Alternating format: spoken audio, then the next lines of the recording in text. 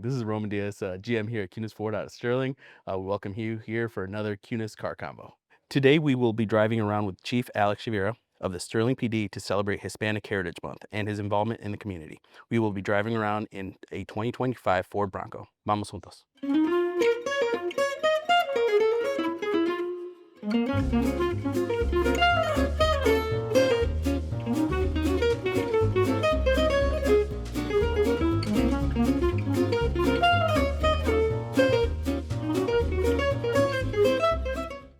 How long have you been chief for? 5 years. 5 years? Yes. What started you in? Or did you just go up and just keep getting promoted? Yeah, I started, I was born and raised in Sterling. As a young person, I always was interested in law enforcement, and I kind of had an opportunity to apply. I attended Wallace School, Sterling High School, went to SAUC for criminal justice courses, and when I was 21, I had an opportunity to apply for the Sterling Police Department, and I was lucky enough to get hired on my first attempt, and I just got 29 years later, here we are. Wow. So from the get-go, that's what you wanted to do? Yes. That's I awesome. was always interested in investigations and stuff like that, and so I just kind of went to SAUC, took some classes, and got hooked on other aspects of law enforcement. And like I said, I didn't really have any desire to leave town at a young age. So when I got hired, I never thought I'd be there as long as I was. But, here we are. And 2 days left before retirement? Yes, 2 days. Friday's my last day. It's actually my anniversary date when I was hired, and back in '96 I was hired on the same day. So kind of full circle, and it'll be an even 29 years. What are your thoughts on it? Excited? I'm excited, Roman. I got a little nervous over Labor Day weekend when it was a 4-day weekend, and I realized that there's a lot of time in a day to do nothing. But I'm looking forward to it. I'm looking forward to relaxing, spending time with family, going on a few trips, just kind of taking it easy for a little bit, and then we'll figure out what the next chapter is. And a lot more golf? If I don't lose, maybe I won't lose as many golf balls. Yeah, so maybe practice some golf, and then hopefully spend some time out there on the course with some buddies. It's awesome. Yeah. Now, you are the first Hispanic chief that we've had. What does that mean to you? Well, I didn't realize it at first. I guess that wasn't part of. I was a deputy chief when the former chief said, he told me, "Hey, Alex, I'm retiring, and I think it would be good for you to put in for that position." Mm-hmm. And I had at the time, to be honest, I had no desire to be the chief of police. To me, the mentality was, that's a lot of responsibility. You're responsible for everybody below you. I kind of felt like I was in the perfect position in being the number 2 in charge. And I tell this story a lot too when I give presentations. I never aspired to be the chief of police. I just wanted to be the best at whatever position I was doing. I always wanted to be the hardest worker in the room, mm-hmm. regardless of what position or assignment I was in.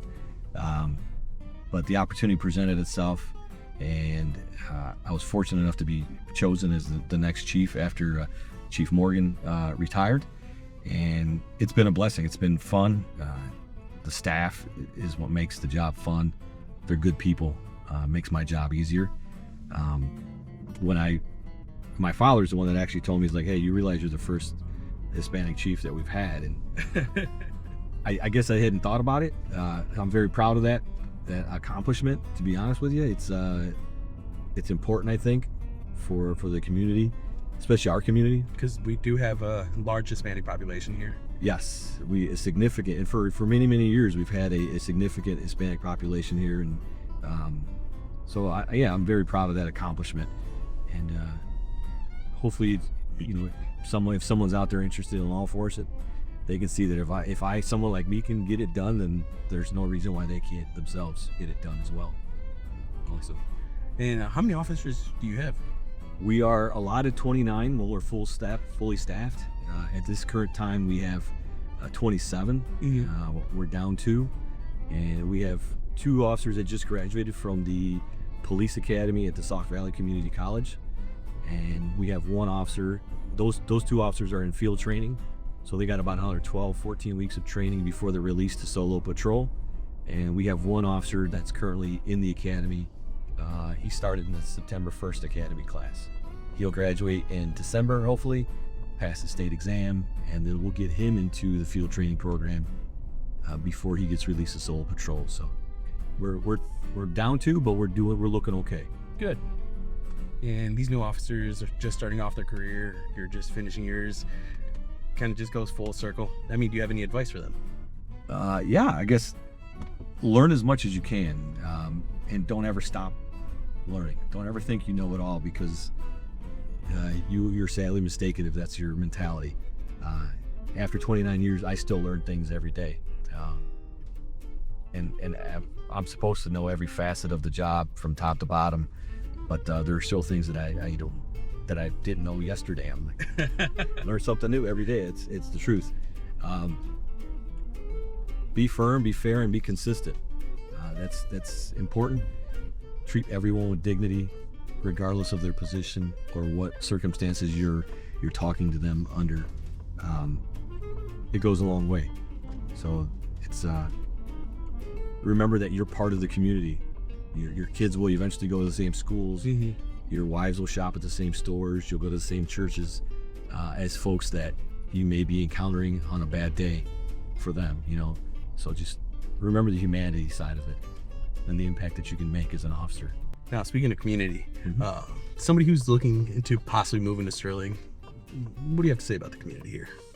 Well, I know it's probably cliche, but we have a phenomenal community, not just Sterling, but the Sauk Valley area. When you look at the amenities that this community has to offer, specifically Sterling, you look at the phenomenal schools that we have, and all you have to do is drive by our Sterling High School and look at it. Looks like a college campus.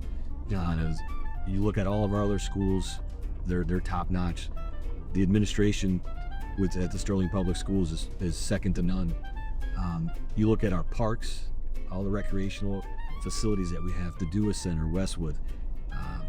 They have a lot to offer. There's a very rich tradition here of different types of events that they have. They have the Taste of Fiesta, they have the Fiesta Parade. I think the Taste they just had their 13th annual Taste of Fiesta last weekend. This coming Saturday is the 72nd, I want to say, Fiesta Parade, celebrating our culture. They're always very well attended events.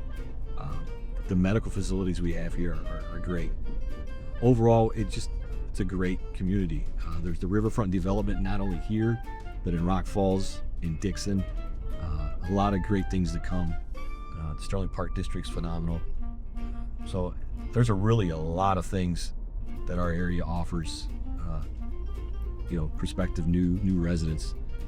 They can get a hold of our Chamber of Commerce, and they will inform them on all the different things that are going on and different job opportunities. So a lot of resources out here. Yeah, it definitely seems like we take pride in the community and as a whole. Absolutely. From the law enforcement perspective, we've always had, in my time, when I reflect back on my time as an officer, patrolman, detective, whatever position I was in, we always received a lot of support from the community as an agency and as individual officers. You're going to get the occasional person who doesn't really see eye to eye with law enforcement, and I get it. It happens. Sometimes it's warranted, sometimes it's not. But for the most part, we've always been supported greatly by our community, and I always tell department heads if I'm teaching or talking to people, I always explain to them that we do have a lot of support. Our officers understand that, they know that, and they appreciate it. We can't take that for granted. It's awesome. And you are fluent in Spanish, is that correct? That is correct, yes. Has that helped you out at all as a chief or as an officer? Absolutely. As a young patrol officer, when they found out that I spoke Spanish, the ironic thing is growing up, I had to learn how to speak English. I'm first generation, so you can imagine, you at home, everything you do is speak Spanish. There's no English at the house. You want to speak to grandma and grandpa, your aunts and uncles, everybody speaks Spanish. Same. So yeah, when I was young going to Wallace School, there was a little building in the back that they would take all of us non-English speaking kids back there, and Mrs. Mena used to teach us how to speak English in that little classroom. But throughout my career, Spanish has helped me not only like to help people during car accidents, investigations. For a while there, I did criminal investigations, offenses involving youth. So handling those types of cases are very sensitive cases. Talking to victims that didn't speak English, I was able to help them in those situations. So yeah, I would say that it definitely was an advantage for me to be able to speak both languages. And helps break down the wall, just Absolutely. have that comfort. Yes. A lot of times, as you can imagine, in our culture, when they see someone in uniform, some folks are somewhat hesitant to talk to you. Not just our culture, but a lot of them. Yep. And having the ability to communicate with them in their own language does break down kind of barriers and kind of ease tensions. There's kind of a stigma where you're like, you see a cop behind, you're like, oh, am I speeding? Right. Yep. I feel that when I'm in my personal vehicle and I see someone in a marked unit, I'm like, oh man, I hope I wasn't speeding. So it's a natural thing.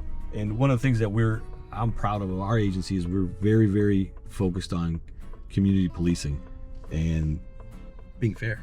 yeah, you get out. I love it when our officers are out in the parks playing with the kids, throwing a football, playing basketball, having water gun fights with them, whatever they're doing, stopping at lemonade stands. That's what it's all about for us. That's what law enforcement is about, is building positive relationships with your community, regardless of the demographic or where they're from or their social status, social economic status. Be fair with everyone, treat them all with dignity, spend time with them and get to know them on a personal level. And that was instilled in me as a young officer by our former chief and chiefs. And initially when I was a new officer, I wanted to kick in doors and arrest bad guys. But Of course. it became very evident that there was more to the job than that. And there are still people that call me today who were kids when I was a young officer saying, hey, my grandson is in trouble. What advice you have for him? Will you talk to my grandson or grandchild? So it kind of comes full circle. And it's all because of what was instilled in me, and that is community policing. We're here to not only serve the public in the criminal justice aspect of it, but serve them as we're public servants, and we provide a service to them. So it's one of our predominantly at the top of our list is community policing with the young people and everybody in our community. Yeah, I mean, you're our local heroes. When we need something, you're there, and it's more than just kicking down doors. It's anytime anybody needs help, you guys are there. Yeah, we by virtue of the nature of our job, we're, as you saw, our officers are roaming around the city. If you see them parked in a lot, sometimes they're doing reports in those squad cars. Those squad cars are essentially their mobile offices. They have everything in those squad cars to do their job. So you may see them in a parking lot sitting there and yeah, hopefully they're not watching Netflix, but more than likely they're doing reports.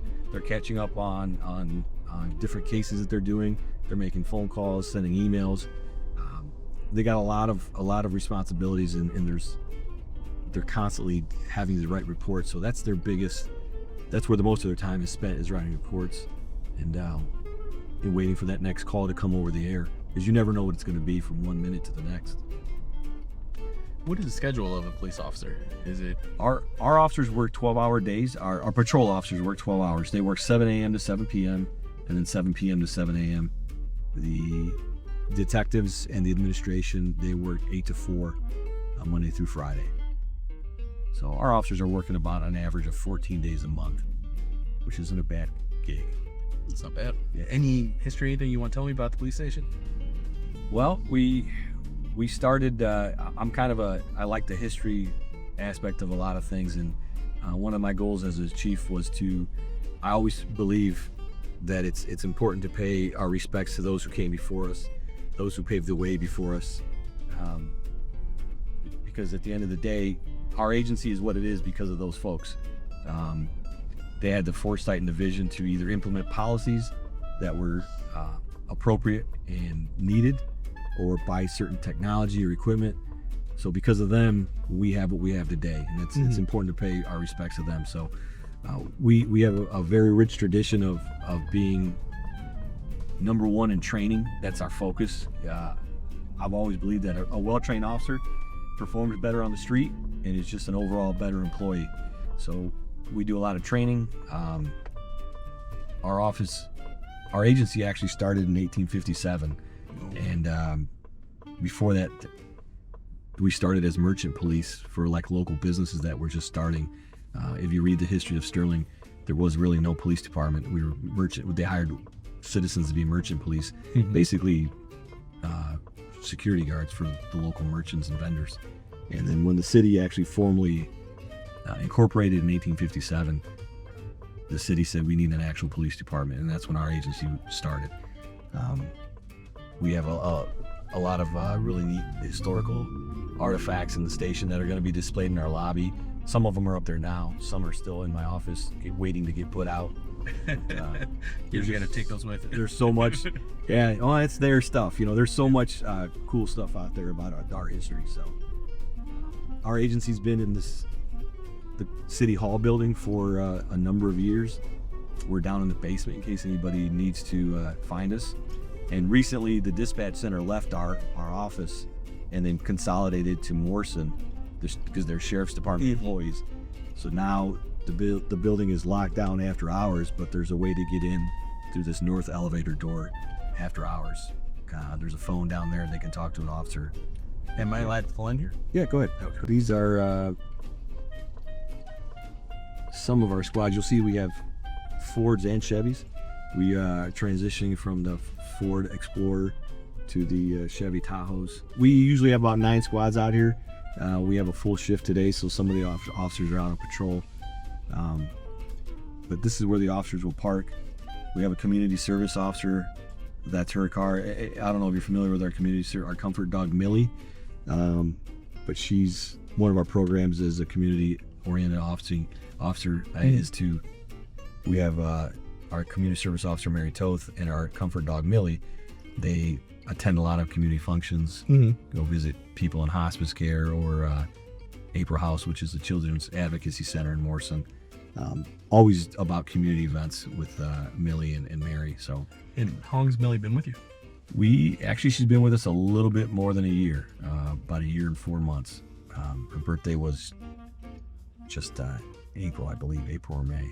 Assuming as a chief, you never just get to go. You always have something that you have to do. That's probably the thing I'm going to enjoy the most, Roman, is I've been carrying 2 phones for 15 years. So putting that second phone down is going to be a relief. But I have a really good staff. I have 2 deputy chiefs. One is in charge of all the officers and the sworn staff. The other deputy chief is in charge of our support services or civilian staff. And we make a good team, so we communicate very well, and they know that I'm willing to come out with whatever needs to happen. If they need extra bodies, I'm always there to help, and as are they. So it really works. So if they go on vacation, then the calls come to me. If I'm on vacation, the calls go to them. So we got a pretty good system down. What are you going to miss the most? Definitely the people, the employees, the camaraderie. There's a certain like any job, you start to become family with your work family, your work friends, and you know everything about them. You know the good, the bad, everything. You know their kids' names. You buy cookies from their kids or whatever fundraisers the kids are having. They come into your office and you whip out the checkbook. So I'm gonna miss that. It's been great. They are really good people working for us, all of them. And so it's been great having the opportunity to lead the department, to advance us technologically, equipment-wise, training-wise, to just improve on what the previous chief did a little bit. And I'm very lucky to have been in my position for the 5 years that I have been in. I'm blessed in many, many ways. So I'm excited for the police department. I'm excited for what the new chief's going to do, and I'm really looking forward to seeing the changes that may come and the advances that chief implements. We always got to keep getting better, and that's kind of our mentality. Never settle for where you're at. That's awesome. So, will we see you at the Fiesta Parade? I'll probably be there. All right. I won't be in it, but I'll be there. The new chief is Chief Pat Bartel. He will be taking the reins on Saturday, the 20th. How about you? You going to be in the parade? I won't be in the parade. My sales manager will be in the parade. Okay. Last year I was in the parade, but somebody's got to hold the fort down. Right? I hear you. Well, it's a huge parade, both not only in Sterling and Rock Falls, but it's during these events, we throw, the police department throws every resource we have at it. Every single staff officer, every officer that we have works the parade except for the night shift guys. We have special units coming out to kind of do overwatch of everything to make sure everybody's safe. We encourage everybody to have a good time, enjoy the moment. If you see something sketchy, call us, please. There'll be officers everywhere. And then, of course, on Sunday, they have the 42nd soccer tournament they're having at Shy Park. So, Mr. Ocampo, shout out to him and his boys. They do a great job of setting that program up, and we'll have officers there just to make sure everybody's okay and having a good time. But a lot of 42 years, 71 years, 72 years for the parade, 13 years for Taste of Fiesta. There's a rich tradition here, long history. So that's and I don't see it stopping anytime soon.